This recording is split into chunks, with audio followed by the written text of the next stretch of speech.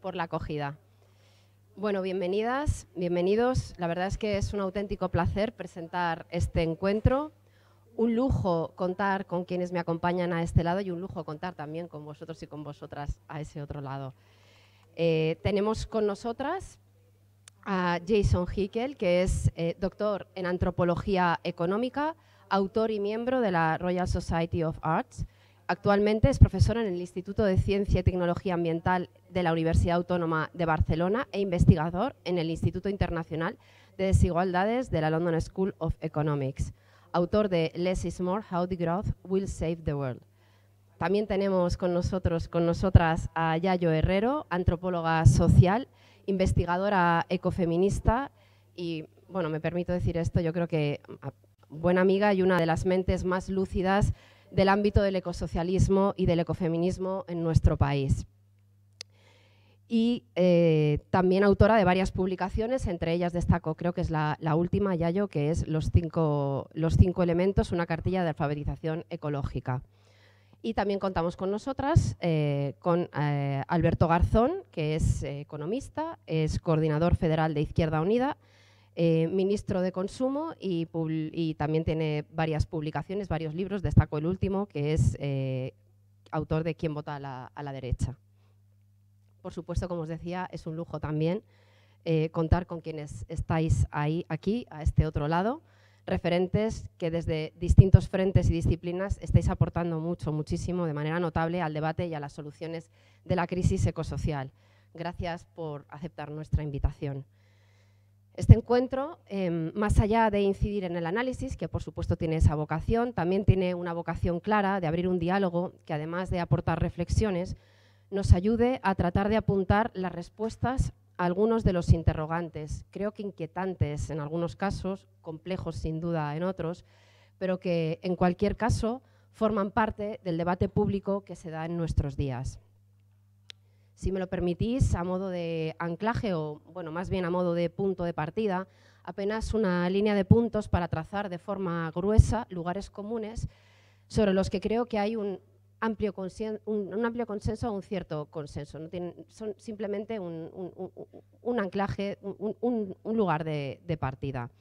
A modo de crisol de ideas, crisis ecosocial, cambio de paradigma en la noción de futuro que por tanto exige un cambio profundo en las relaciones políticas, económicas y sociales, conformación y auge de proyectos reaccionarios que están saliendo al paso de manera preocupante, aumento de la desigualdad, patriarcado, guerras.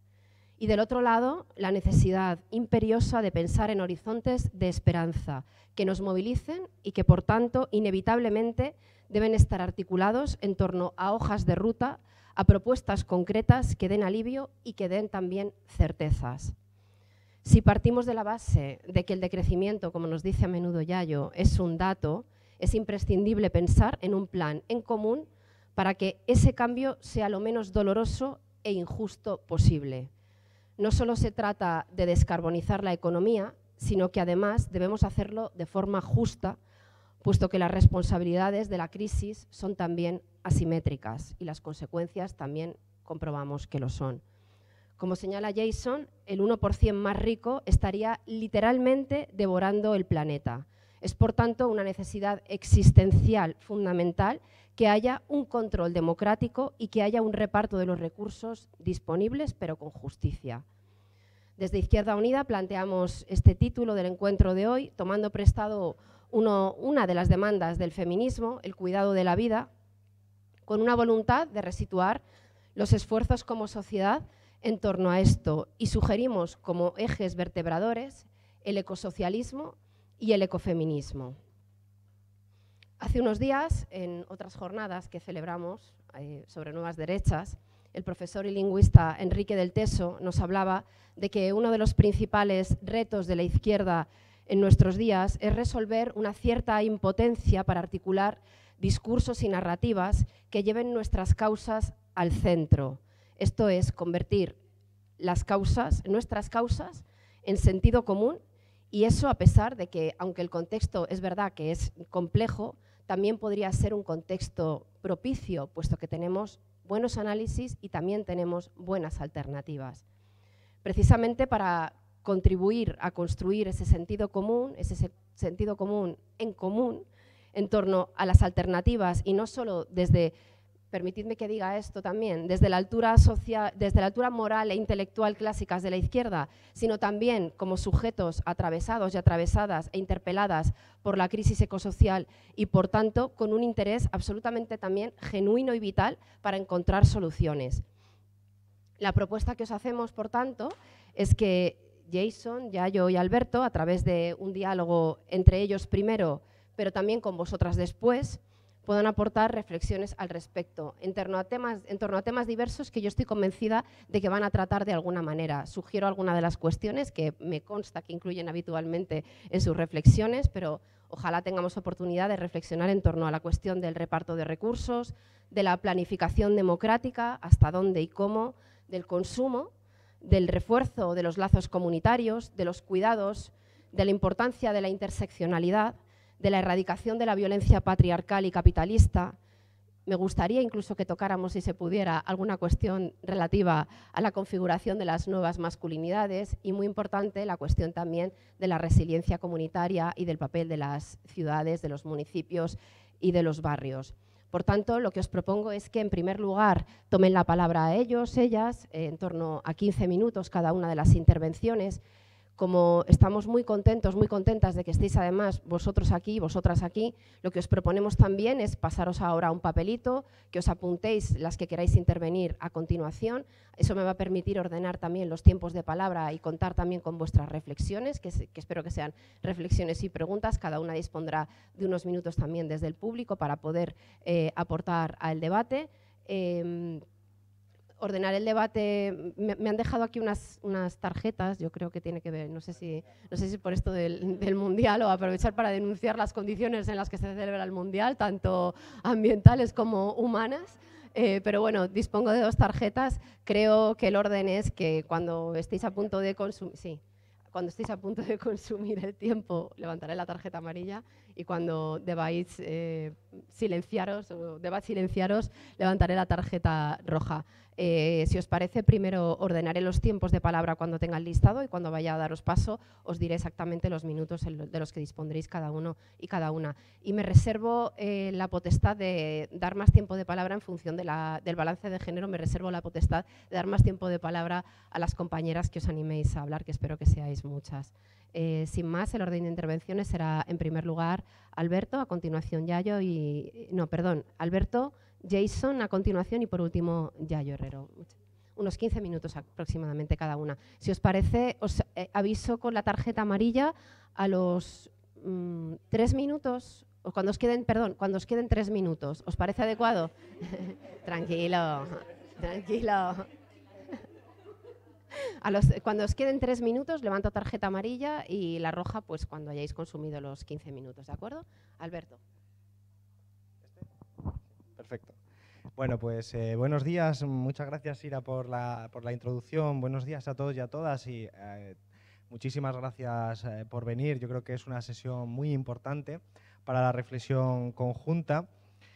Para mí, además, es un placer estar en esta, iba a decir mesa, pero figuradamente, porque bueno, yo en este campo no tengo ninguna contribución original, a diferencia de Yayo y de Jason, de los que he aprendido y aprendo muchísimo continuamente, porque son 2 personas que tienen una enorme capacidad de interpretar, leer la realidad y de darnos herramientas al resto de las personas que les leemos con atención para comprender mejor tanto dónde nos encontramos con hacia dónde queremos ir y cómo cambiarlo. Por lo tanto, para mí es un placer. Es la primera vez que comparto una charla de esta naturaleza con Jason, no es la primera vez con Yayo, he tenido yo la fortuna de compartir con ella en muchas ocasiones y por lo tanto me gustaría introducir algunos elementos como sugiere precisamente Sira, a efectos de, bueno, poder ubicar un poco esta sesión y facilitar que ellos, ellas y los que estáis aquí, que además también me consta que muchos de vosotros y vosotras hacéis grandes contribuciones. O sea, está aquí el profesor Rendueles, por ejemplo, decir que aquí hay gente que produce un conocimiento de enorme valor para la transformación social, y yo creo que al final ese es el conocimiento más útil desde mi perspectiva, por supuesto, que está muy vinculada, lógicamente, a la acción política, pues es la de investigadores, gente que se dedica a la creación y producción de conocimiento, pero que no está encerrada en Torres de Marfil, sino que vuelca ese conocimiento a la sociedad civil, que lo vuelca a los sujetos políticos para utilizarlo. Dicho lo cual, yo creo que desde mi propia experiencia he aprendido muy bien cuáles son los sesgos que tenemos los economistas desde el principio, porque al fin y al cabo yo mismo fui una persona que se metió en la Facultad de Económicas por primera vez con muchas ambiciones de transformar el mundo, pero con muy pocas herramientas para comprender lo que me iba a encontrar. Y muy rápidamente fui asumiendo, como le ocurre al resto de los estudiantes de economía cuando entran, o a la mayoría por lo menos, un paradigma y una cosmovisión en la que, por supuesto, estas cuestiones que traemos hoy aquí a debate, la del feminismo, la del ecologismo, la de las interrelaciones entre estas dimensiones de la vida, no estaban recogidas. Sencillamente, el eje giraba en torno a la producción, fundamentalmente, resumiendo mucho, a la producción, y esto era compatible también con la heterodoxia, es decir, quienes manifestábamos cierta heterodoxia ante lo que estudiábamos o aprendíamos, y para los que no estéis familiarizados con ello, os puedo decir que yo he tenido exámenes donde la respuesta correcta era bajar el salario a los trabajadores o privatizar los planes de pensiones, esa era la respuesta correcta, y si no ponías eso, era incorrecto, por lo tanto, si querías aprobar, pues ya sabía por dónde tenías que ir. La heterodoxia se construía sobre otras bases, pero dentro del mismo paradigma ciego ante las cuestiones que acabo de decir, tanto las del trabajo de cuidados, por ejemplo, como la de los recursos naturales o la energía. Y en este sentido, un marco muy interesante que yo leí a Nancy Fraser y que Yayo ha sido siempre una de las personas que mejor lo ha desarrollado, por lo menos en España, y que yo conozco, es la de comprender que de lo que tenemos que hablar realmente es de reproducción social, y que las condiciones para la reproducción social están dadas de antemano, incluso antes que la propia producción, que son la existencia de cuidados, la existencia de trabajo de cuidados, sin el cual la propia producción es imposible, y la precondición necesaria de la existencia de unos recursos naturales que, sin los cuales tampoco la producción es posible. Una de las cosas que con el tiempo fui aprendiendo era que la cantidad de sofisticación que trabajábamos los economistas, especialmente quienes hemos desarrollado una labor investigadora y que hemos hecho mucho cálculo diferencial y que hemos hecho mucho trabajo econométrico y que hemos, en fin, que podemos presentar papers que os van a impresionar por su aparente sofisticación, pero que pueden no estar diciendo absolutamente nada sobre la realidad cotidiana, era que trabajábamos en gran medida con modelos económicos cuya versión canónica era una función agregada de producción, es decir, una especie de simplificación de cómo funciona la economía, en la que solo necesitabas dos factores de producción, capital y trabajo. El trabajo aparecía ahí, siempre requisitos de cómo se reproducía el propio trabajo, cómo comía, quién lavaba la ropa o todas las cuestiones de cuidados, eso no estaba fuera de ese modelo. Y por supuesto, y sorprendentemente, tampoco estaban los recursos naturales, los que se daba por hecho que eran tan abundantes, tan baratos, incluso tan gratis, que no hacía falta incorporarlos. Para ser justos, los modelos más modernos introducen a posteriori algunos de estos elementos como variables adicionales con un montón de fallos que no vamos a tratar aquí. Pero también había, si faltaban los recursos naturales y faltaban las cuestiones vinculadas a los cuidados, un fallo que a mí me sorprendió mucho porque uno de mis hobbies, y os puede sorprender porque es así, es que soy bastante friki, entonces en mi tiempo libre me dedicaba a aprender cuestiones como biología, ciencias de la Tierra, física, porque tenía ese interés, química, cosas que me permitían entender mejor el mundo. Recuerdo, por cierto, un libro de Rendueles en el que comenzaba precisamente hablando de cómo él veía, creo, corrígeme porque estás aquí, o sea que me puedes corregir perfectamente, siéntete libre de deslegitimarme públicamente.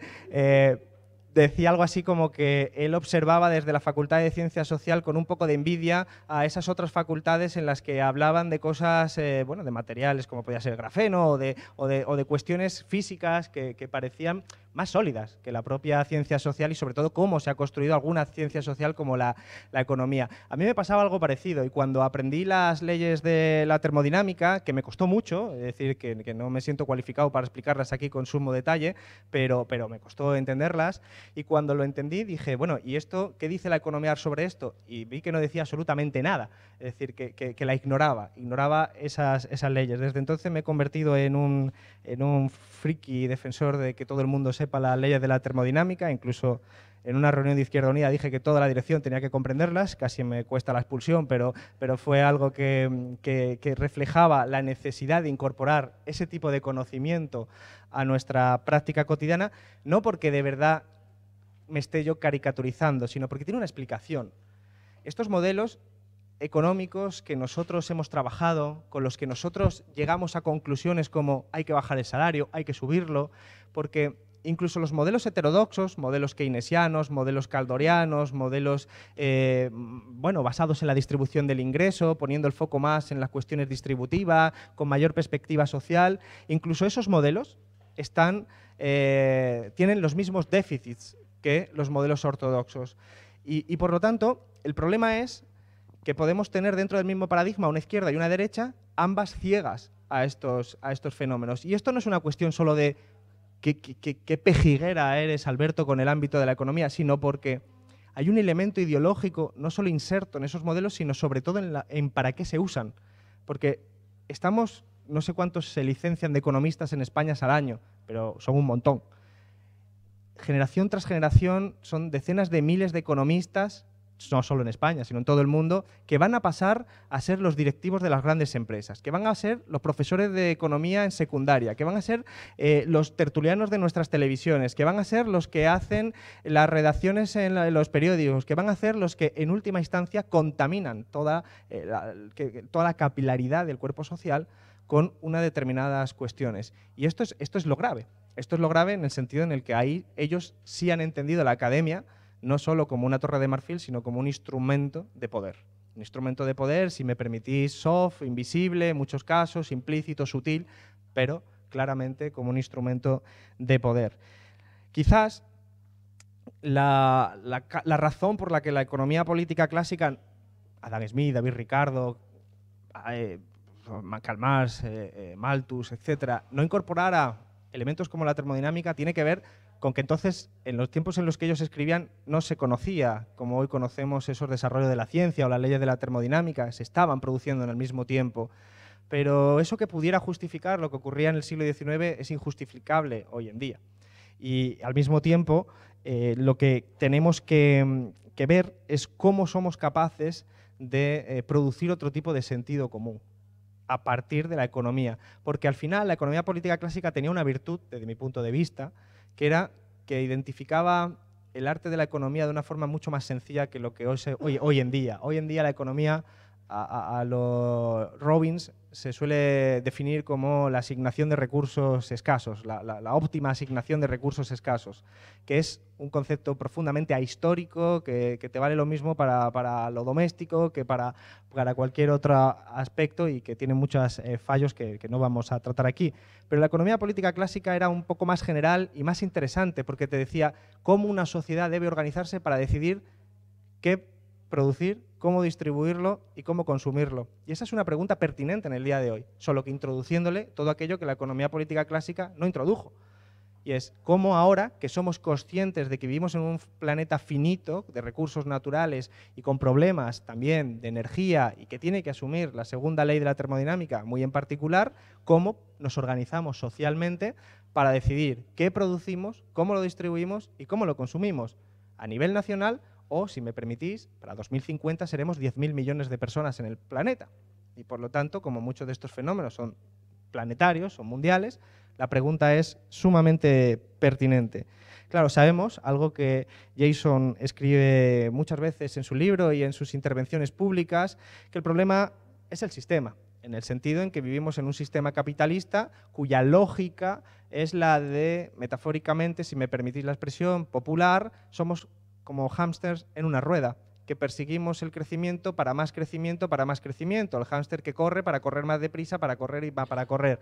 O aquella bicicleta en la que si dejas de pedalear te caes. Sea cual sea la metáfora, está claro que estamos como sociedad regidos por una fuerza inconsciente. Una fuerza que no es el capitalista de gorro del siglo XIX, avaro y severo con los trabajadores y explotador, sino que es una fuerza inconsciente que disciplina a todos los actores del mercado a seguir esa lógica de maximización de beneficios. Pero si queremos construir una respuesta a la pregunta de cómo producimos, cómo distribuimos y cómo consumimos distinta, tenemos que darle la vuelta a algo que Jason hace muchas veces y es poner en cuestión conceptos como el de abundancia o el de escasez. El profesor Naredo tiene un libro magnífico que es La economía en evolución, en el que trabaja esto en profundidad. Uy, que me han sacado tarjeta ya. Y que pone en cuestión lo mismo que hace Jason, abundancia y escasez, darle otro sentido político y práctico a estas cuestiones, para revertir este proceso en el que el capitalismo, cómo funciona y cómo se gestó. Jason, que además como antropólogo conoce muy bien, pone en cuestión la narrativa oficial y dominante de cómo emergió el capitalismo desde el feudalismo, pone en valor las revueltas del siglo XVI populares a lo largo de todo el mundo. De hecho, ayer le regalé el libro de los comuneros, desde una versión popular, y le di una vuelta por el Congreso, que ayer fue un día divertido, y vio la pintura de Gisbert sobre los comuneros, porque en España también hemos tenido esos procesos, porque ya existía la economía mundo en ese sentido y estaba globalizada en un sentido diferente al del siglo XXI, pero nos permitía interpretar si el capitalismo surgió por esta acumulación primitiva a lo Marx o después a lo Harvey como una acumulación por desposesión con las privatizaciones, ¿qué tenemos que hacer nosotros para revertir este proceso? ¿Qué tenemos que hacer a efectos de planeta? Son preguntas para ellos, que son los que van a hablar y son los que saben. Y para vivir dentro de los límites del planeta. Somos una sociedad profundamente vulnerable en este momento, pero mucho más de lo que nos parece. Hoy en día, con la invasión de Ucrania por parte de Rusia, se ha puesto encima de la mesa la vulnerabilidad respecto a la dependencia que tenemos de los combustibles fósiles de Rusia. Y esto es un enfoque que ha llevado a promover ahorros energéticos, pero por otras razones distintas a las que estamos trabajando aquí. De hecho, países como Alemania están quemando carbón precisamente como contraprestación o para compensar la falta de gas natural, con efectos pues, peores, porque el efecto es más nocivo. Sin duda, lo que tenemos que asumir es que aunque la guerra acabara mañana, y ojalá acabara mañana, el problema es estructural. El problema es que los combustibles fósiles son escasos, que como fuente de energía es extraordinariamente potente, en el sentido que tiene un poder y una densidad energética muy superior a cualquier alternativa renovable, estoy excluyendo a la nuclear, alternativa renovable como puede ser la eólica o como puede ser la solar, y que por lo tanto, además características distintas, por ejemplo para efectos del transporte, no es fácilmente sustituible ni siquiera con la misma densidad, suponiendo que fuera la misma densidad energética, no es posible ponerle una placa solar en este mismo momento a un autobús para que pueda circular con las mismas condiciones que lo hace con el petróleo. Por lo tanto, hace falta un cambio mucho más grande de lo que nos puede parecer para una sociedad que ha construido todas sus instituciones desde hace 200 años al calor de la idea de que la energía barata y abundante iba a durar para siempre.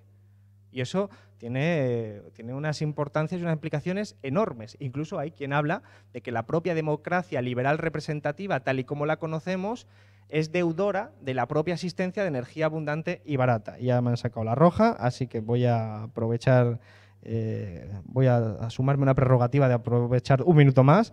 ¿Y cómo hacemos esto para el reescalado de nuestra actividad, como decía Jason, de la producción y del consumo, y adaptarnos nuestras sociedades? Porque no se trata solo de ese reescalado, digamos, macroeconómico, sino cómo vamos a lo concreto. Infraestructuras que tenemos que modificar, pero infraestructuras cotidianas para adaptar nuestras sociedades al elemento energético, pero también a las consecuencias del cambio climático. Es decir, este verano lo hemos visto, las ciudades no están construidas para soportar estas temperaturas. ¿Dónde están esos refugios climáticos que van a hacer un poquito más llevadera a la población y a las clases trabajadoras en particular? Porque yo he escuchado en instituciones que no puedo revelar cosas como que se vayan al aire acondicionado, y no estoy hablando de instituciones de derechas solamente, o no de derechas como las conocemos popularmente. Para mí sí. Por lo tanto, creo que tenemos que ser capaces de hablar de eso. Y termino, porque creo que vivir dentro de los límites del planeta es un imperativo, pero en el sentido más estricto de la palabra. No es una opción, va a suceder, sí o sí. Se va a producir ese ajuste.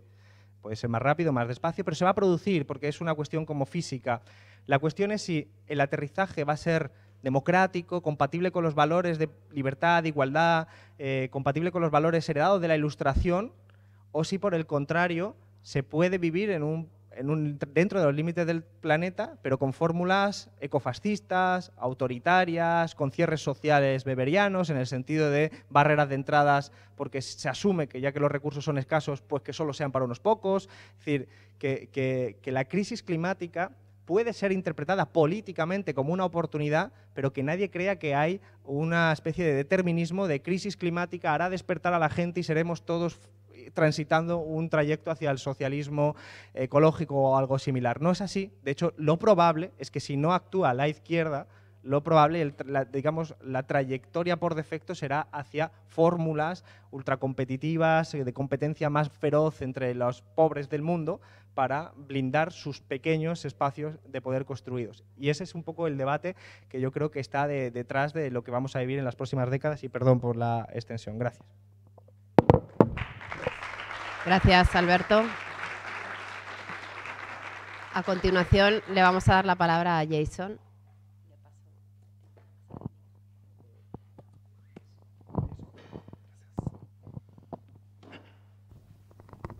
Okay, thank you so much. It's really an honor to be here in this this beautiful space. I'm very espacio grateful tan bonito. for the invitation and the introduction. Y la presentación también. You know, there are not Como many ya saben, no hay politicians muchísimos that I admire. políticos a los que yo admire, pero Alberto es uno de los políticos a los que admiro, y cuando le escucho hablar, he de decir que se me olvida a veces que es político, porque tiene todo el sentido del mundo en lo que dice, y eso es extremadamente único. España tiene la suerte de contar con alguien que tiene ese vínculo con la justicia social, el ecosocialismo, y que además es un intelectual. Así que estoy deseando que haya un debate entre todos. Y lo que me gustaría hacer en el día de hoy es realizar una intervención muy sencilla, tratando de pensar en lo que será necesario para lograr el tipo de transición que sabemos que necesitamos en esta generación. Me gustaría plantear la siguiente pregunta. ¿Por qué nos da la sensación de que siempre estamos apagando fuegos? ¿Por qué tenemos la sensación de que conseguir incluso la justicia más básica, más obvia, es una especie de tarea sin fin? Es como si estuviésemos trabajando y luchando en distintos frentes. La justicia racial, la justicia de género, la decolonización. Y cada vez que apagamos un fueguito o cada vez que lo menguamos un poco, otra batalla se abre. Y no solo una, sino cientos, en todas partes, por todo el planeta. A veces da la sensación de que es una tarea imposible, porque no parece que termine y se convierte en algo agotador y desmoralizante. Algunos escritores dicen que esto es una policrisis a la que nos enfrentamos. Es como que hay una convergencia de problemas existenciales que se solapan al mismo tiempo y que tenemos muy mala suerte. Pero el problema con esta terminología es que implica que las crisis de alguna manera no están relacionadas las unas con las otras. Lo que hace es fragmentar nuestro análisis y fragmenta nuestro esfuerzo en el activismo que realizamos. Pero en realidad no es una policrisis, sino una crisis única con muchas dimensiones, con muchas manifestaciones. Y estas manifestaciones, tan desesperantes como puedan parecernos, en la mayoría de los casos son efectos de un problema subyacente, y ese problema subyacente es el capitalismo. Ahora bien, esto puede parecer que es un simplismo, Pero para que lo entendamos bien, para que entendamos lo que es el capitalismo, porque la mayoría de la gente no es consciente de lo que es el capitalismo, tenemos que pensar que cuando pensamos en el capitalismo a veces lo definimos simplemente como un sistema de mercados y de comercio y de negocios. Un sistema genérico de producción, de intercambio, como si los humanos hubiésemos hecho esto durante miles de años, como si fuese algo natural en la naturaleza humana. Pero en realidad los mercados, el comercio, los negocios precedieron al capitalismo, existieron durante miles de años y existían de forma independiente. Lo que hace que el capitalismo sea especial es que está organizado en torno a una acumulación perpetua del capital. Y en esta dinámica, esa dinámica de la acumulación, está en el centro de la mayoría de los problemas ecológicos y sociales actuales. Y aquí me gustaría hablar un poco de Silvia Federici, de Jason Moore también y de El Zapatnek y otros de los académicos que han sido una gran influencia en mi forma de pensar. Lo importante que tenemos que entender es que el capitalismo fundamentalmente es antidemocrático. Sí, es verdad que muchos de nosotros vivimos en democracias políticas como aquí en España, que a lo mejor tienen fallos, pero son democracias y podemos escoger a nuestros líderes políticos. Pero cuando hablamos del sistema económico, el sistema de producción, la democracia no se ve por ninguna parte. Todos trabajamos en lugares de trabajo, la mayoría de nosotros trabajamos en lugares de trabajo que son fundamentalmente totalitarios, que son muy jerárquicos, no tenemos ningún tipo de voz ni voto en cuanto a lo que se produce, cómo se distribuye, etcétera. Las decisiones en cuanto a qué producir, cómo utilizar los recursos de mano de obra, cómo utilizar el rendimiento de lo que producimos, todas estas decisiones críticas se toman por un 1%, que son los que controlan la mayoría de las acciones y la mayoría de las decisiones. Es algo que está muy cerca de lo que sería una oligarquía, una plutocracia incluso. Y lo que hacen es decidir movilizar nuestra producción colectiva, nuestros recursos colectivos, nuestra mano de obra colectiva, no para lo que se necesita para cubrir las necesidades humanas y el bienestar humano y para lograr un progreso social, sino más bien para extraer un valor, un exceso. ¿Para qué? Simplemente para el poder corporativo y la acumulación de las élites. Ese es el objetivo y ese objetivo no tiene fin. Es una tendencia perpetua de acumulación perpetua por la acumulación perpetua y todos somos de alguna forma los presos de este acuerdo. Y es porque tenemos un sistema perverso que utiliza los recursos y la energía y que al mismo tiempo no logra cubrir las necesidades humanas más básicas, dejando la destrucción ecológica y la pobreza a su paso. Y para poder mantener un proceso de acumulación perpetua, el capitalismo tiene que encontrar formas de deprimir los costes de los materiales para la producción. Y obviamente esos materiales son la mano de obra y la naturaleza. El capitalismo tiene que encontrarlo al precio más bajo posible. Y lo ideal sería encontrarlo de forma gratuita, cosa que consigue en muchos casos. Y esto nos lleva a la lógica central del capitalismo. Desde el principio del surgimiento del capitalismo en el siglo XIX, este sistema empezó a crear un descontrol total en nuestro mundo. Podríamos hablar incluso de la situación en Europa, de cómo saqueamos las Américas y cómo exterminamos a las poblaciones indígenas, cómo esclavizamos a África, la transformación de las colonias en un recurso de mano de obra barato, recursos baratos y bienes baratos para las capitales metropolitanas. Los historiadores consideran que los siglos XVI, XVII y XVIII fueron los siglos más sangrientos y más horribles de la historia humana. Pero ¿cómo podemos justificar toda esta violencia, verdad?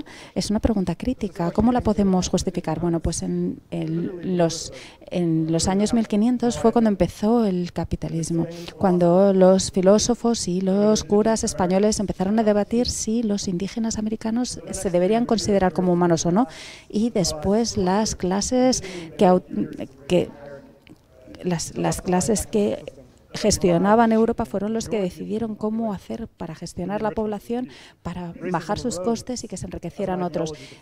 Las víctimas se ampliaban simplemente para conseguir esa acumulación de capital y sigue esta tendencia entre nosotros ahora. Es una inigualdad racial, social, entre países, dentro de los países. Lo vemos en la violencia por parte de los poderes imperialistas contra cualquier comunidad en el sur global cuando se levantan ante su opresión. Vemos cómo los refugiados y los migrantes tienen que huir de sus tierras de origen que están siendo saqueadas. Y lo mismo se puede decir del sexismo.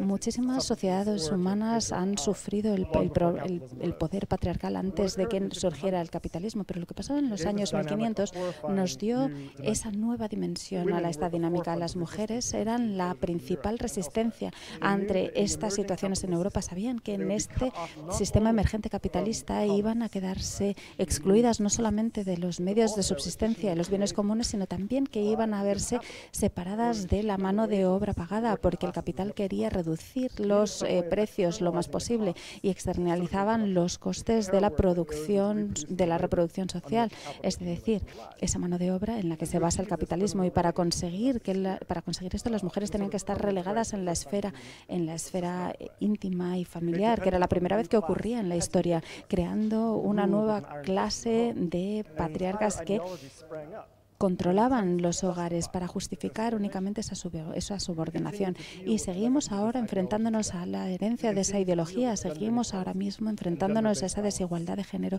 y la violencia de género a día de hoy. Y por supuesto está la naturaleza que ahora por fin está en la conciencia común por la crisis ecológica, que no hace más que acumularse. Pero esta acumulación constante se tiene que basar en la utilización de la naturaleza. Requiere energía, materiales que han de ser extraídos a gran escala, y esto requiere lugares donde tirar las emisiones, los residuos, y todo ello tiene que ser tan barato como sea posible o idealmente gratuito. Y para justificar este sistema de naturaleza barata, el mundo se tuvo que convertir en un objeto sin espíritu, sin sentimiento, sin significado, un lugar de explotación en el que se podía explotar y externalizar esta explotación, separándolo de la humanidad y de la economía. Es una profunda mentira, y ese es el mundo en el que nos encontramos ahora. Es la consecuencia de esta historia prolongada, y ahora estamos todos involucrados en luchas en las fronteras de la extracción. Todos estamos involucrados en luchas contra ese abaratamiento. Durante demasiado tiempo hemos considerado que esas guerras estaban separadas y no había solidaridad entre ellas. Pero si queremos ganar estas batallas, si queremos ganarlas mejor, queremos llegar a un mundo más justo y equitable, tenemos que reconocer que todas esas luchas están íntimamente conectadas. El movimiento feminista, el movimiento de justicia racial, los movimientos medioambientalistas, los movimientos contra la colonización, son todo luchas para la humanización del planeta. Tenemos que construir alianzas, solidaridades contra las fuerzas de extracción y de acumulación, contra esas fuerzas de abaratamiento. Juntos no somos pequeñas batallas separadas e independientes tratando de apagar fuegos aquí o allá. Con pequeñas políticas separadas, no somos movimientos independientes para una sociedad poscapitalista más justa, donde la economía esté organizada en torno al bienestar de los seres humanos y la ecología, y no en torno a la acumulación de capital. Por lo tanto, no hay lucha de clases, no hay socialismo democrático sin feminismo, sin justicia ecológica, sin antirracismo, sin anticolonialismo. Cualquier pensamiento que vaya en contra de esto es un fracaso a la hora de entender el capitalismo y nos deja debilitados frente al capitalismo. Hay que reconocerlo, hay que reconocer nuestras luchas comunes. Esto es esencial para que podamos tener éxito en nuestros movimientos en el siglo XXI. Y estoy deseando escuchar lo que mi colega, que ha sido una gran inspiración para todos nosotros, tiene que decir.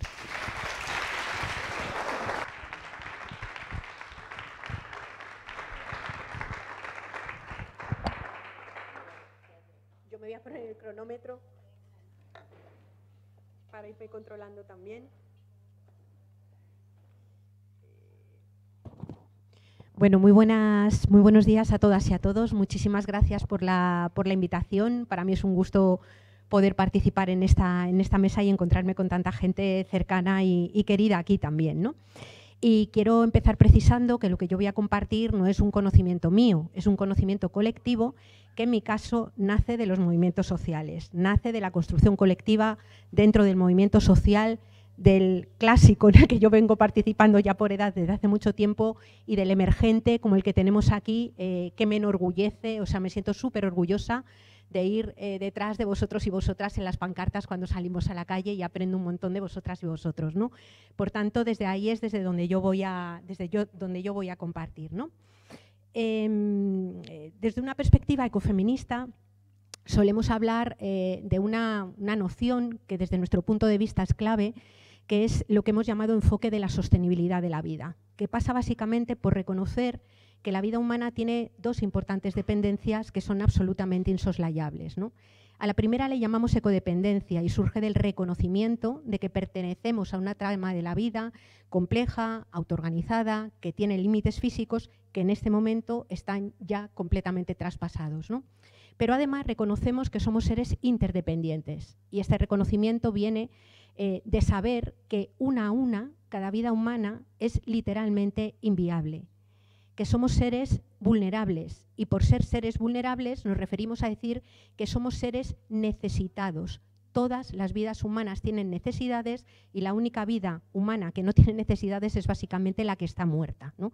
Por tanto, para poder sobrevivir y para poder sobrevivir en condiciones dignas, debemos de hacerlo en espacios, en comunidades, en sociedades que garanticen que vamos a poder cubrir todas aquellas necesidades que hacen falta para estar vivos y vivas con dignidad. Hablamos de cosas concretas como el alimento, la vivienda, la energía, el agua, la salud, la educación, los cuidados, ¿no? Voy a denominar trabajo a toda aquella interacción que los seres humanos hacemos con los bienes fondo de la naturaleza para producir todo aquello que necesitamos, y a esa interacción que hacemos entre seres humanos para garantizar que la reproducción cotidiana y general de la vida y generacional de la vida sea un hecho. Por tanto, cuando hable de trabajo me voy a referir a lo que habitualmente denominamos empleo, y sobre todo me referiré al empleo socialmente necesario, por así decir, aunque sean socialmente necesarias todas las personas que ocupan cualquier empleo, y me referiré también al trabajo, ese trabajo de reproducción cotidiana y generacional de la vida realizado mayoritariamente por mujeres y en entornos muchas veces invisibles al propio modelo económico por las razones que estaban planteando tanto Alberto como Jason, ¿no? Digamos que si partimos de este planteamiento, podemos sostener que una vida humana nacida no constituye en modo alguno una certeza. Una vida nacida es una posibilidad. Y que esa vida nacida se transforme en algo cierto dependerá de que se desenvuelva en una sociedad, como decía antes, que interactúa con la naturaleza y en una sociedad que garantiza la satisfacción de las necesidades. Si no, la vida o no se sostiene o es precaria, ¿no? Por tanto, voy a partir un poco de ahí, ¿no? Claro, evidentemente, el modelo económico capitalista es un modelo que tiene una lógica, desde mi punto de vista, antagónica directamente a la lógica que permite sostener la vida por las razones que ya se han explicado y en las cuales yo, por tanto, no voy a abundar, ¿no? Digamos que el capitalismo en este momento, desde nuestro punto de vista, no es solamente, como se decía, una forma de producir bienes y servicios, sino que es una verdadera antropología. Es decir, el capitalismo fabrica una forma también de ser humano. Y es una forma, digamos, que está sostenida por una especie de religión civil, una lógica sacrificial que defiende que todo merece la pena ser sacrificado si la contrapartida es que la economía crezca y se produzca la acumulación. Y cuando digo todo, es todo. Y por eso nos encontramos con una profundísima crisis que es ecológica, que es social y que forma parte de la misma problemática, exactamente de la misma problemática, ¿no? Digamos que el modelo económico capitalista, se planteaba antes, tiene una precondición. Para que haya producción en términos capitalistas, hay una precondición que es la producción de vida.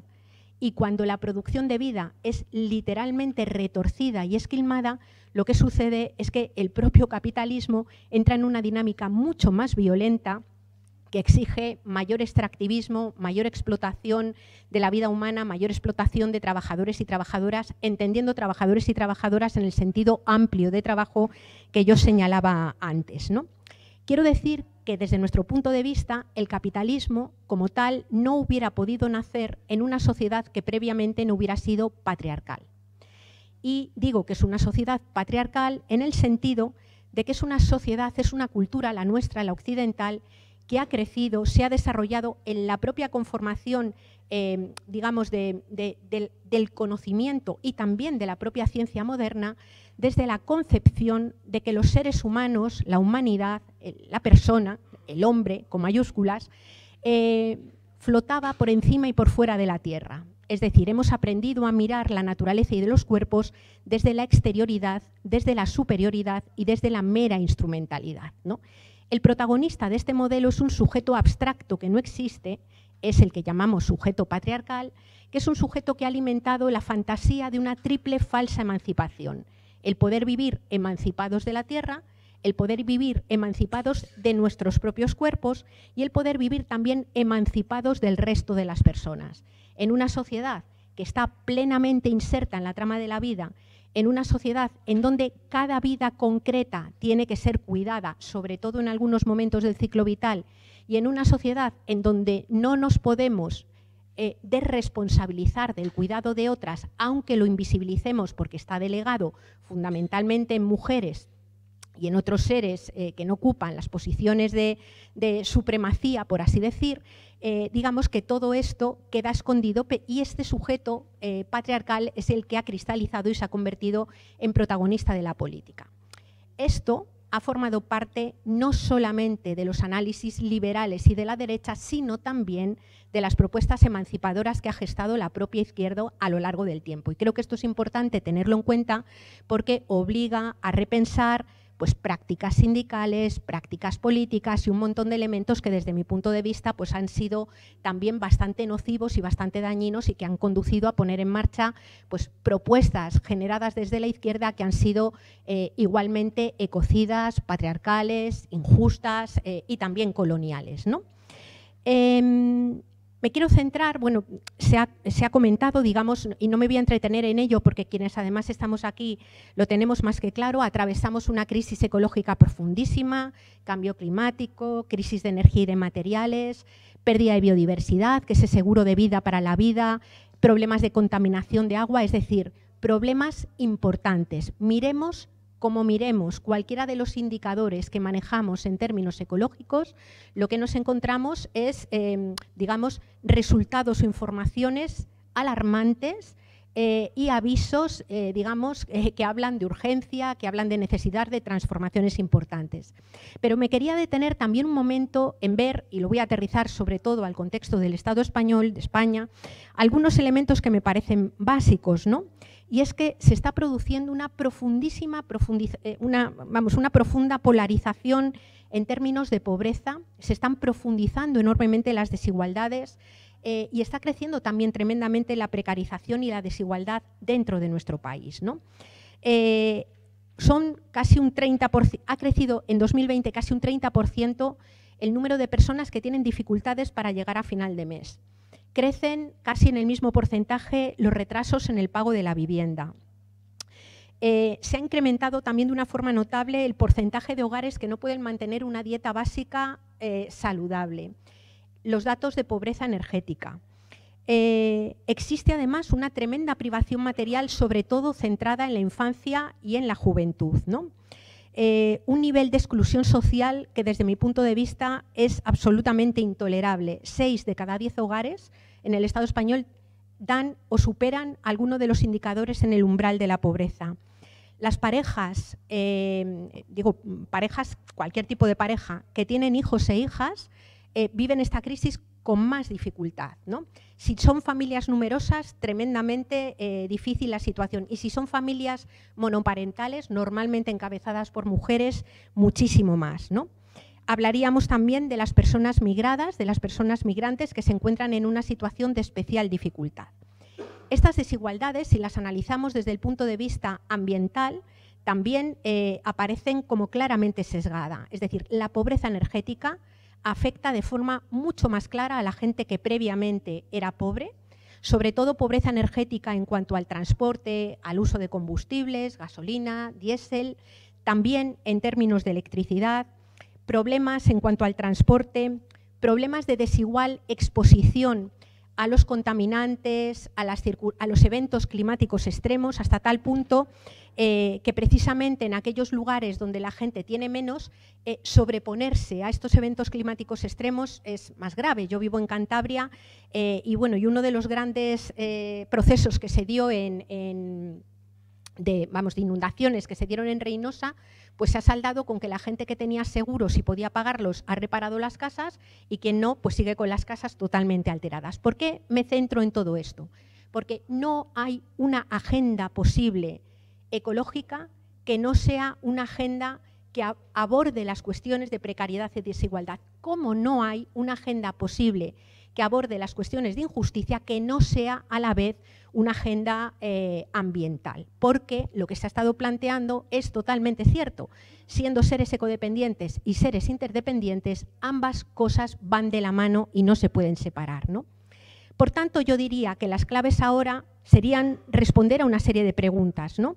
¿Cómo frenar la destrucción y la restauración de ecosistemas básicos que puedan garantizar seguridad?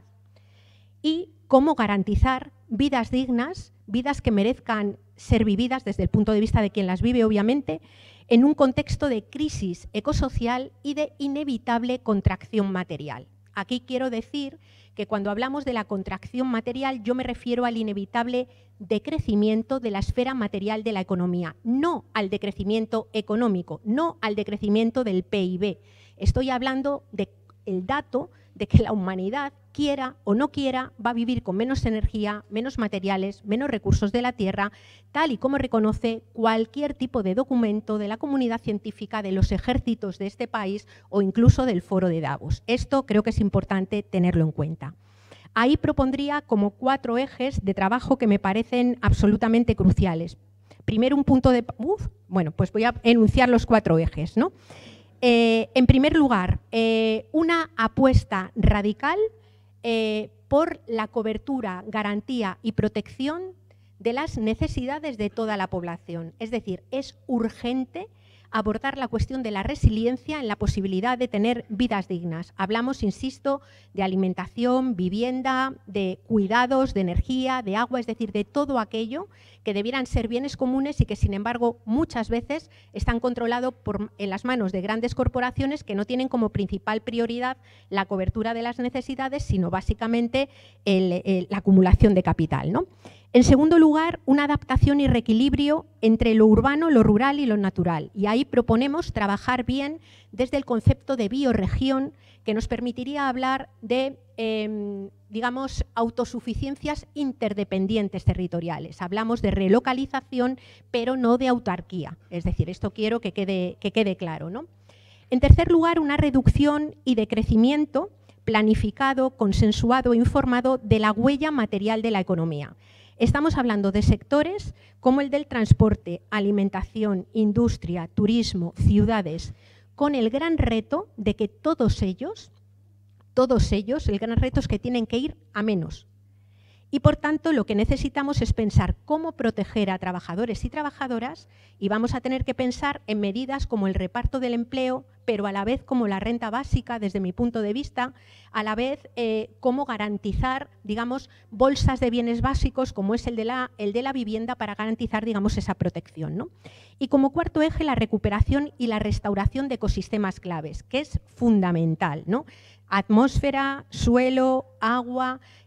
porque básicamente si no se produce esa regeneración y restauración, los problemas se van a seguir acumulando y no vamos a poder generar esas, digamos, esas transiciones que se puedan mantener en el tiempo, ¿no? Termino. Todo esto requiere una importante transformación cultural. Si convenimos que vamos a vivir con menos recursos de la tierra, y hablo de los kilos de cosas que se pueden extraer de la tierra, la base es aplicar principios de suficiencia, es decir, aprender a vivir con lo suficiente, y eso significa hablar de necesidades y entender que lo suficiente, o el principio de suficiencia, es un derecho, porque hay quien no tiene lo suficiente y necesita más, y es una obligación, porque hay quien no tiene lo suficiente, quien tiene mucho más de lo que le corresponde y hay que repartirlo. El segundo principio es el de la redistribución radical de la riqueza, es decir, el concepto de clase, desde mi punto de vista, tiene que ser resignificado. Si hablamos de clase relacionándonos con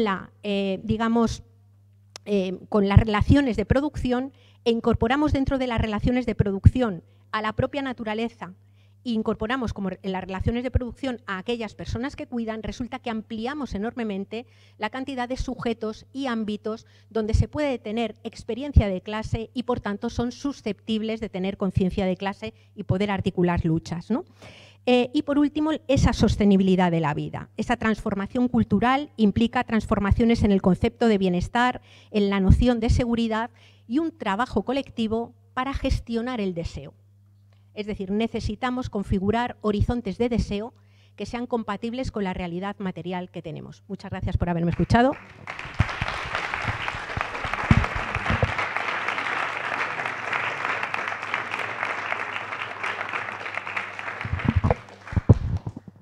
Muchísimas gracias a los tres, a las tres. Creo que ha sido increíble escucharos.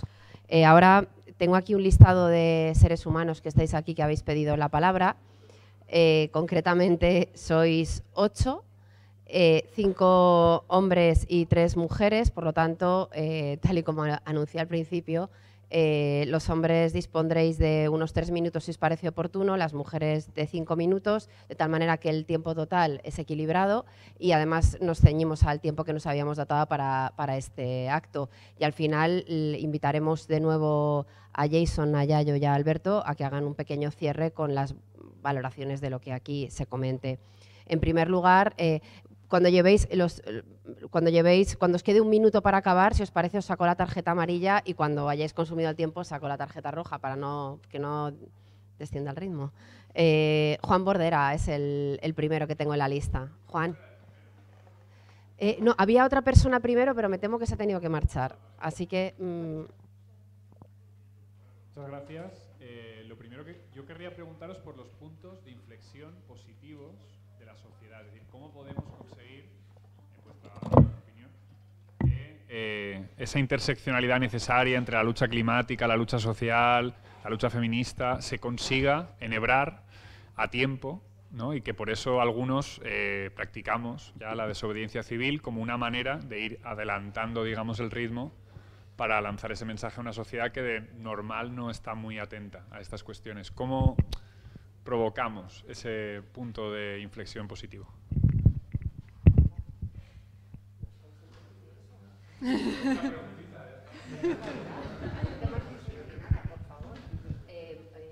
Tengo también la lista, he ido organizando un poco las palabras también para el equilibrio de género, si me permitís que lo haya hecho así. Blanca Rival, a Blanca. Blanca, ¿dónde estás? Aquí. Hola, buenos días, muchas gracias. Me llamo Blanca y formo parte de Amigos de la Tierra, una organización ecologista. Quería hacer una pregunta muy difícil porque las fáciles ya nos las sabemos todas aquí.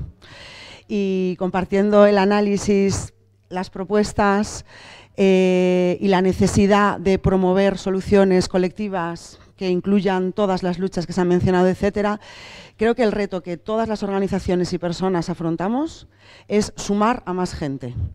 Sumar más gente, llegar a un número de gente crítico que realmente produzca cambios y tal. Y yo creo que ahí nos queda muchísimo por aprender, ¿no? Creo que tenemos muchas propuestas positivas, colectivas, y aquí compartimos igual este imaginario postapocalíptico, postcapitalista y no apocalíptico, en el que sí estamos convencidas de que seremos más felices y por eso estamos aquí, y sin embargo creo que la sociedad en general debe de estar viviendo un duelo horroroso de un estilo de vida que ya no va a volver más, de un modelo de producción y consumo que tiene un montón de desventajas y que es totalmente inviable, pero al que tenemos un cierto apego porque hay cosas que molan del modelo de producción y consumo y que no estamos sabiendo, ni desde las organizaciones y movimientos sociales, ni desde la ciencia, ni de las instituciones. Creo que tenemos un bloqueo con esta objetivo fundamental que es sumar más gente. Y la pregunta muy difícil es, ¿alguna idea de cómo conseguirlo? ¿Alguna experiencia, alguna vivencia desde los diferentes ámbitos en los que trabajáis de cómo avanzar en eso, que me parece fundamental? Gracias.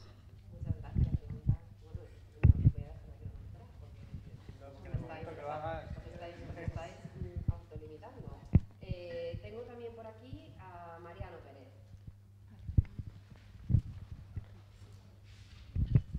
Sí, hola. Bueno, muchas gracias a todos y todas. La verdad es que ha sido muy interesante, ¿no? Bueno, soy Mariano del área de sostenibilidad de Izquierda Unida, ¿no? Entonces, simplemente quería hacer también una serie de reflexiones, ya que nos aproximamos a un periodo electoral y todas estas cosas, ¿no?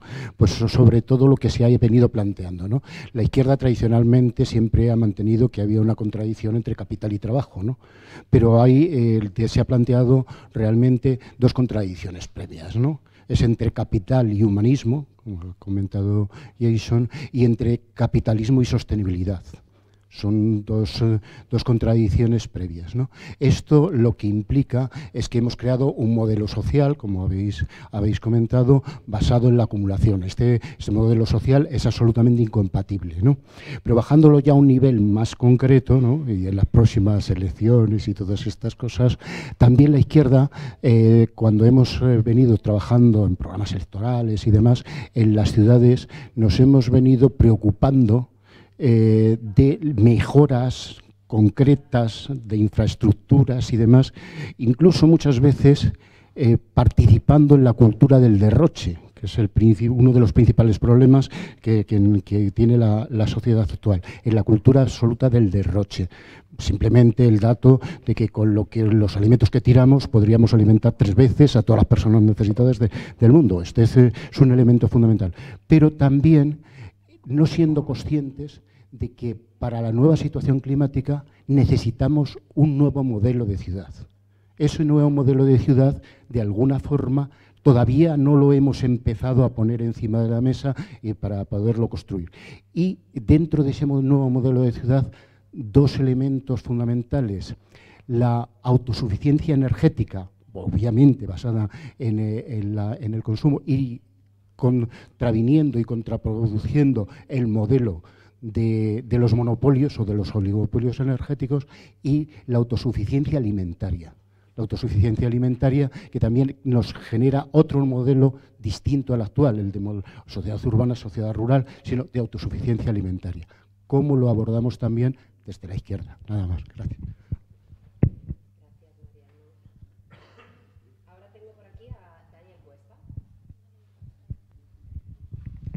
Hola, gracias. Yo me lo he apuntado para intentar no pasarme del tiempo. Una idea que constantemente ha salido y que me ha... bueno, soy de la encuesta de la Dirección de Izquierda Unida de Madrid, perdón. Que me ha surgido es la idea de desigualdad, ¿no? Que sobrevuela constantemente vuestras intervenciones. El informe de desigualdad mundial de este año dice que el 50% más pobre de Estados Unidos, ha cumplido ya los acuerdos climáticos. Los objetivos ya los ha cumplido. Pero que la sociedad tiene que bajar a la mitad sus emisiones porque el 10% más rico debería reducir el 90% de lo que gasta para que esto sea sostenible.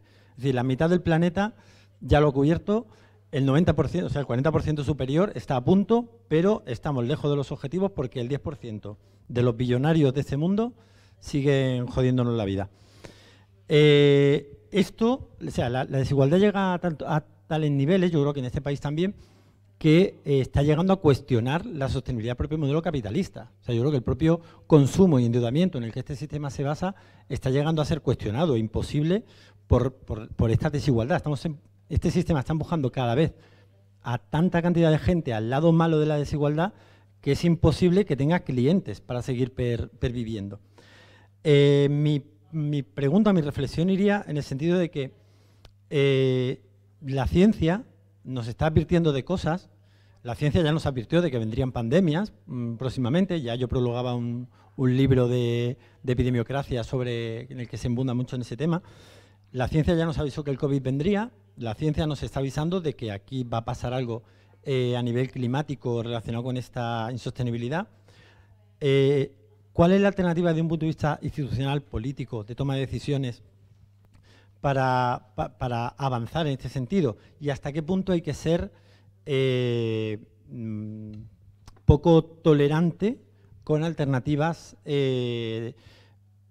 sea, ¿hasta qué punto tenemos que tolerar que en Madrid caben todos los coches que queramos mientras sean eléctricos, ¿no? ¿Hasta qué punto la política puede empezar a plantearse cosas que nos está pidiendo la ciencia, como prohibir vuelos, como deconstruir el litoral español o como ponerle impuestos a los millonarios?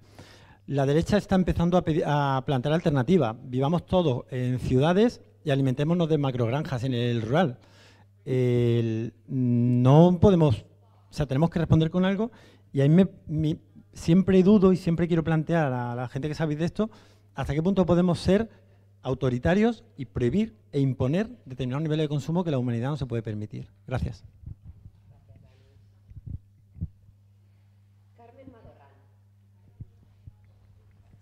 Muchas gracias. Bueno, pues muchas gracias por la organización de esta mesa, gracias a los tres. Yo también voy a ser muy breve, habría muchas cosas que decir, comparto completamente, ¿no? el diagnóstico que se hacía, tanto de la doble insostenibilidad, ¿no? de la que hacía referencia Jason, con una insostenibilidad social y ecológica, que es una insostenibilidad del capitalismo, que es incompatible, ¿no? con la vida, y por tanto una de las primeras cosas que ya sabemos es que necesitamos pensar en modelos alternativos, ¿no? Un poco yo hablo también desde la Asociación Foro Transiciones y desde como profe de filosofía, a lo que nos dedicamos, o lo poco que podemos intentar aportar desde la filosofía, es precisamente eso, ¿no? Esa capacidad de imaginar otros horizontes que ahora nos parecen imposibles o que parecen a nuestras sociedades improbables. Y desde ahí yo tenía una pregunta más para los que han intervenido antes, y es cómo podemos hacer para que nuestras sociedades y también a nivel político empecemos a ser capaces de pensar e integrar el pensamiento a largo plazo, ¿no? Decía otro filósofo, Roman Krasnarik, en el libro El buen antepasado, decía ahí que tenemos que intentar fomentar el pensamiento catedral, ¿no? Él decía, si recordamos, ¿no? otras generaciones han sido capaces de ver cómo comenzaba a construirse una catedral, volcarse en ello y demás, sabiendo que no iban a verla terminada. De una forma similar, nosotros deberíamos quizás ser capaces de emprender, de poner en marcha algunos cambios, pero darles la suficiente continuidad como para que continúen, aunque no vayamos a verlos necesariamente nosotros. La idea de ir trazando ese acuerdo también con las generaciones futuras, algunas de las cuales pues ya están aquí y exigiendo, como es normal, que no dejemos el planeta como un estercolero, ¿no? Entonces yo iría por ahí, cómo fomentar también en los tiempos cortos de la inmediatez de la política, también en este caso institucional, pero que no solo, estamos todos inmersos ahí, también el periodismo, también las redes sociales digitales, cómo pasar de ese primer nivel, ¿no? Decía Dennis Meadows en una entrevista buena que le hicieron en Alemania, está en internet, en un vídeo que está muy bien. Decía, hay distintos niveles para mirar la sociedad. El primero es el en el que habitualmente nos hemos quedado nosotros ahora, ¿no? Esa inmediatez de la noticia, y lo peor no es que el periodismo esté ahí, es que gran parte de la política también lo está. ¿Cómo hacemos para generar, ¿no? esos espacios, mayor altura de miras? Muchas gracias.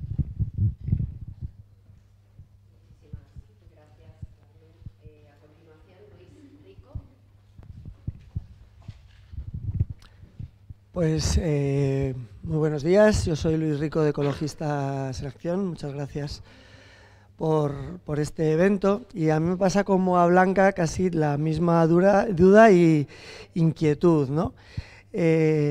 Y conectada sobre todo con lo que has terminado hablando, Yayo, del deseo, ¿no? Porque hasta ahora todos los horizontes emancipatorios tiraban mucho de ese deseo, el deseo revolucionario de llegar a una sociedad feliz, generalmente muy ligada a la redistribución y a la igualdad, pero también a la mejora de las condiciones materiales. Claro, ahora hemos pasado un momento en el que, bueno, pues para gran parte la mejora de las condiciones materiales va a ser en parte empeoramiento de las condiciones materiales, ¿no? Cuando el ministro de Consumo sale diciendo que hay que comer menos carne, y quienes estamos en un grupo de consumo sabemos que la alternativa son acelgas y más acelgas, en muchos casos, pues digamos que en parte estábamos con la cabeza agacha, porque, bueno, pues llevar a la sociedad hacia este tipo de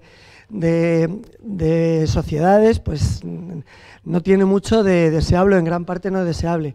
Y esto lo uno por cómo se han cambiado en parte las tornas, y creo que también nos lo tenemos que hacer mirar. Aquí en las últimas elecciones de la Comunidad de Madrid, quien hablaba de disfrute del cuerpo, quien hablaba de disfrutar, de tomar cañas, era la ultraderecha, y nosotras estábamos más en el ser responsables, ¿no? Que se han cambiado las tornas frente a lo que la izquierda tradicionalmente era disfruta del cuerpo, y una derecha más conservadora y puritana, ¿no? Lo digo porque desde ahí creo que es donde tenemos un gran reto y no hemos dado con la clave, y precisamente ahí igual está gran parte de toda esta batalla ideológica que tenemos que librar, y hay que librarla con una disminución de las condiciones, por lo menos del consumo energético, en un mundo en el que la felicidad se ha ligado mucho al consumo energético y de materiales, ¿no? Y esto no lo hemos sabido, o estamos en ello, pero no somos capaces de hacerlo. Entonces, ese deseo que dice Yayo, me gustaría desarrollarlo un poco más, de qué deseamos para poder llevar ahí a toda la gente que pedía Blanca.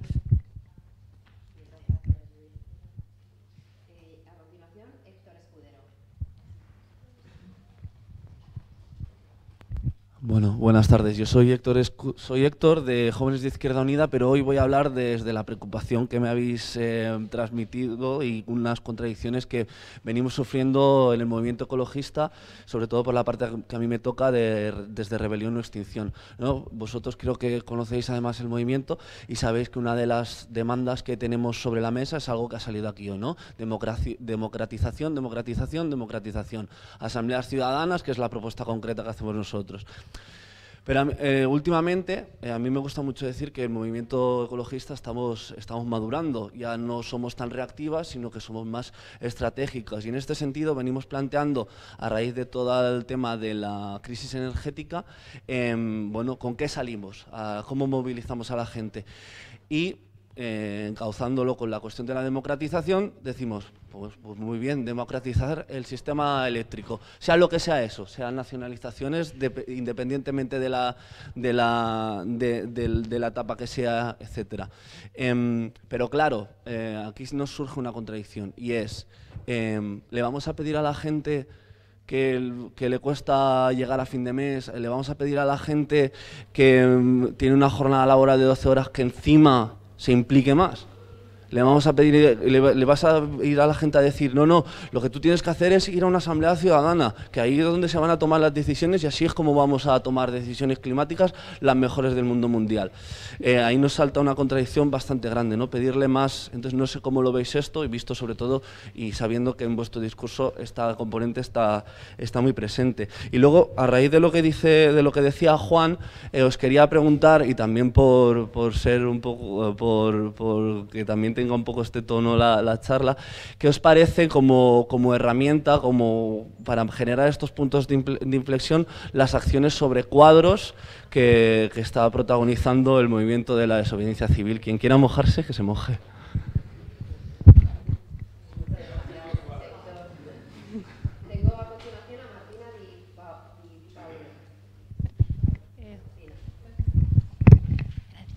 Bueno, yo soy Martina, y como escuchando también al revés de todas las preguntas, como que queda claro que tenemos voluntad de cambio, que hay un problema que está muy relacionado con la acumulación, que frente a estos problemas y frente a esta vulnerabilidad, que es un poco lo que comentaba Yayo, de que nos hace ver esta interdependencia, esta codependencia, como que el problema lo tenemos claro, y sabemos que necesitamos estar juntas como para poder sobrellevar pues esta vulnerabilidad, asociarnos. Mismo hoy, día 25 de noviembre, Black Friday, pues están habiendo concentraciones en todos los barrios de Madrid y estamos viendo un movimiento feminista de barrio.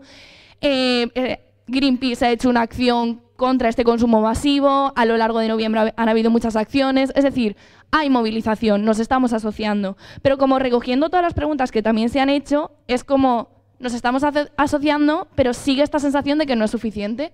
Nos seguimos movilizando, hay acciones prácticamente todas las semanas, si no es todos los días, más en una ciudad como Madrid, donde hay convocatoria tras convocatoria, se solapan, de hecho, las convocatorias. Es como, ganas de acción hay, movilización hay, pero es cómo provocamos este punto de inflexión, cómo podemos sumar a más gente.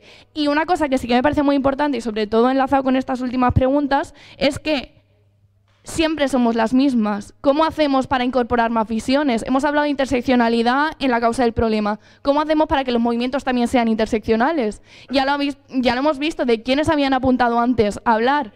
¿Cuáles son las voces que han primado? ¿Quiénes estamos ahora mismo aquí? Entonces, ¿cómo podemos hacer para incorporar esto también a la hora de proponer soluciones? ¿Cómo incorporar la interseccionalidad en la lucha, en las decisiones políticas? Y cómo construir también esta hoja de ruta teniendo en cuenta unas voces que ahora mismo pues, no están presentes. Y eso pues, requiere también esa perspectiva a largo plazo. Entonces, esa es la pregunta.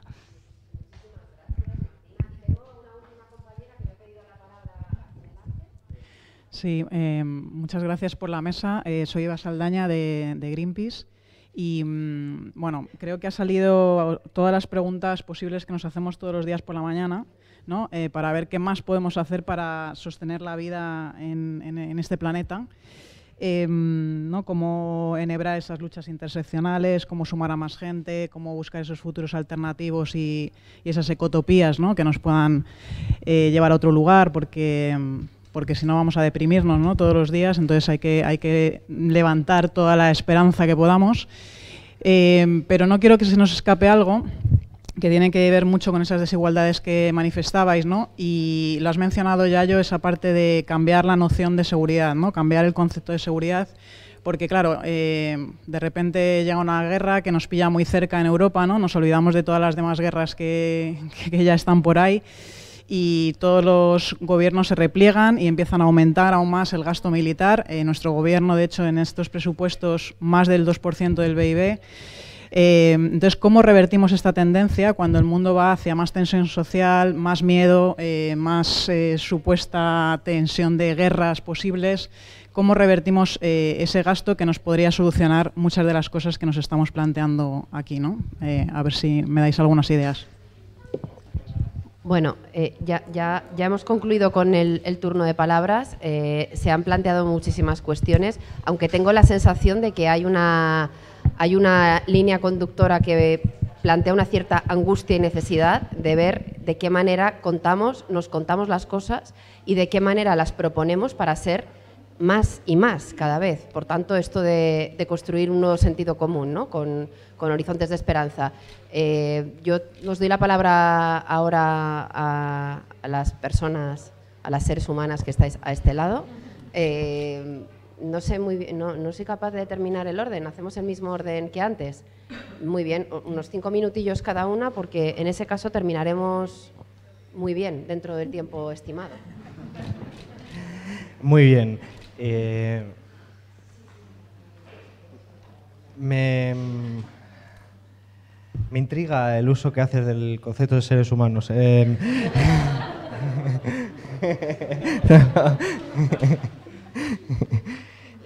Bueno, voy a responder lo que puedo, tratar de contribuir a mi opinión. Creo que, como ha dicho Sira, gran parte de las